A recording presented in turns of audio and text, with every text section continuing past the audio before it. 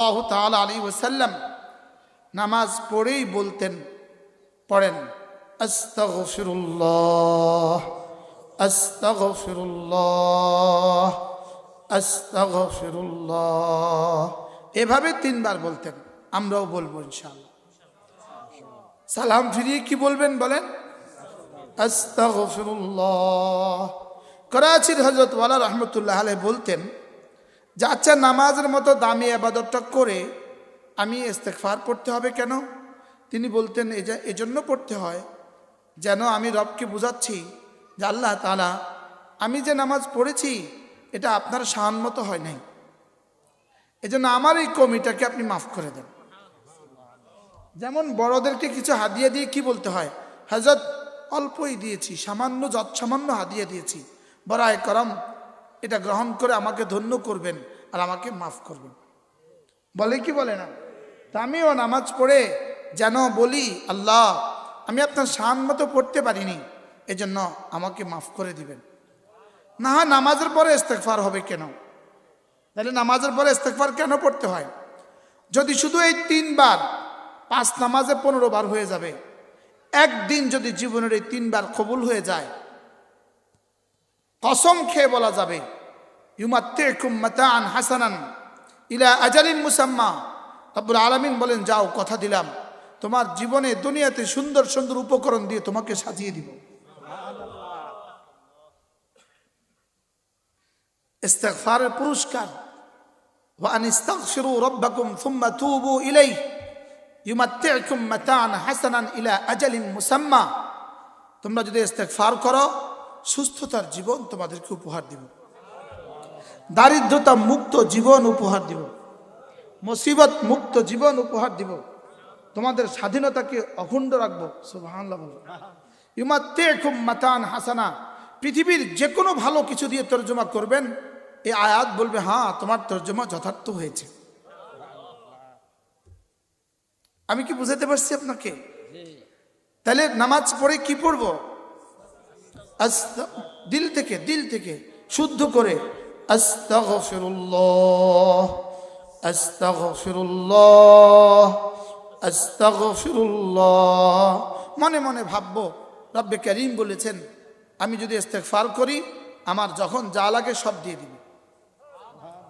এজন্য আমি নামাজের পরেও ইস্তেগফার করছি। নামাজের মতো দামি কাজের পরে আমি ইস্তেগফার করছি, মানে আমি আমার যা লাগে সব চেয়ে নিচ্ছি। আল্লাহ তাআলা বলেন, ওয়া আনিস্তাগফিরু রাব্বাকুম সুম্মা তুবু ইলাইহি ইউমাত্তিকুম মাতাআন হাসানান ইলা আজালিন মুসাম্মা।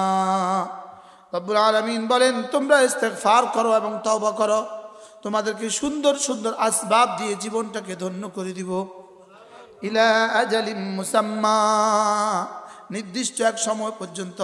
এই শব্দটা নির্দিষ্ট সময় পর্যন্ত, এটা দিয়ে বোঝা যায় ইস্তেগফারের এই পুরস্কারটা হলো দুনিয়ার পুরস্কার।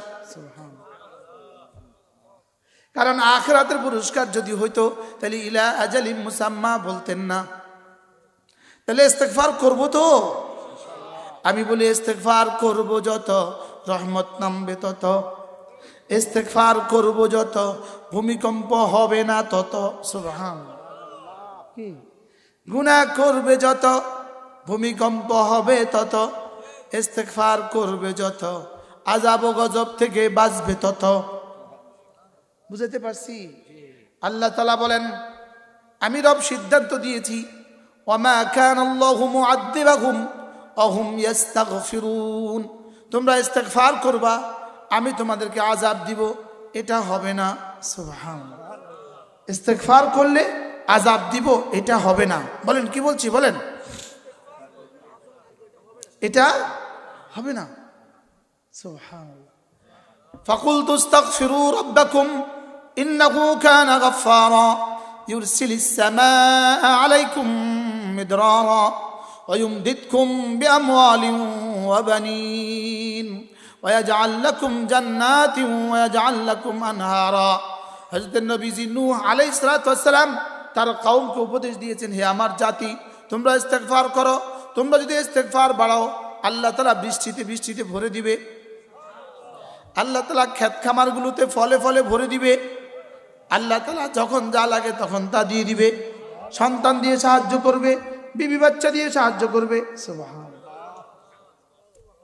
কি এগুলো কি কিচ্ছা কাহিনী না?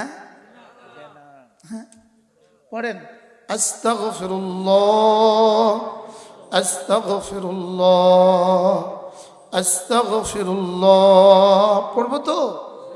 নিয়ত করেন আজ থেকে 100 বার করে পড়বো ইনশাআল্লাহ। আস্তাগফিরুল্লাহ আস্তাগফিরুল্লাহ আস্তাগফিরুল্লাহ ওয়া আতুবু ইলাইহি আস্তাগফিরুল্লাহ ওয়া আতুবু ইলাইহি। পড়েন আস্তাগফিরুল্লাহ ওয়া আতুবু ইলাইহি। দুটো ভিন্ন ভিন্ন তরজমা। আস্তাগফিরুল্লাহ মানে হলো অতীতে যা করেছি সেগুলো থেকে মাপ চাই। ওয়া আতুবু ইলাইহি মানে সামনে করব না বলে ওয়াদা করছি। মনে থাকবে? তাহলে আস্তাগফিরুল্লাহ অর্থ কি? অতীতে যত গুনাহ করেছি সেগুলো থেকে আপনার কাছে কি চাই? মাফ চাই। ওয়া আতুবু ইলাইহি অর্থ কি? সামনে আর করব না বলে কি করছি? ওয়াদা করছি। তাহলে এই দুটো শব্দের দাম কত?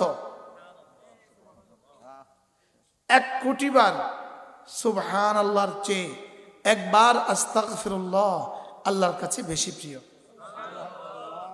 বলে এটা কি কথা? হযরত হাসান বসরি রাহমাহুল্লাহ বলেন, তাকে কেউ জিজ্ঞেস করলো, হযরত আস্তাগফিরুল্লাহ এই শব্দ আল্লাহর কাছে বেশি প্রিয় না সুবহানাল্লাহ এই শব্দ আল্লাহর কাছে বেশি প্রিয়? তিনি জবাবে বলেন, কারোর যদি জামাতে ময়লা হয় আতর বেশি প্রয়োজন নাকি সাবান বেশি প্রয়োজন? এবার তিনি বলেন আস্তাগফিরুল্লাহ এটা হলো সাবান আর সুবহানাল্লাহ এটা হলো আতর।